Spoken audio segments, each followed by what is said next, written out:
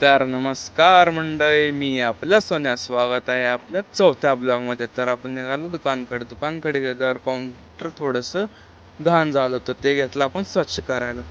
सगळे डबे काढून साईडला ठेवले आणि पुसून घ्यायला सुरुवात केली. स्वच्छ करून घेतल्यावर तुम्ही पाहू शकता काउंटर स्वच्छ कसं दिसत आहे, तर तुम्ही सांगा. तर थोडे कुरकुरे राहिले होते, काल आणलेला बाजार पण लावून घेतला. आणि बघा आपण बाजार लावल्यावर आपलं दुकान कसं दिसत आहे. नंतर आपण घराकडे जाणार होतो. जाताना सुद्धा तर मामाकडची स्पेशल बटाट भजी घेतली.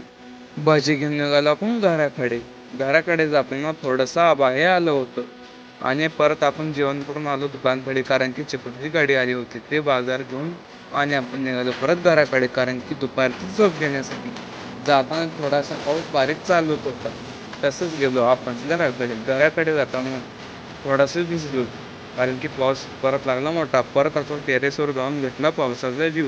तर तुम्ही पाहू शकता पाऊस कसा पडत आहे. परत आणि आलो आपण दुकानकडे, आणि दुकानकडे आल्यावर पाऊस चालूच होता. आपण गेलो चहा प्यायला. चहा पिऊन आलो, तोपर्यंत बाहेर कुत्र्याचं पिल्लू पावसात भिजून बसलो होतं. त्याला आपण बॉक्सात ठेवून खाण्यासाठी बिस्किट दिली.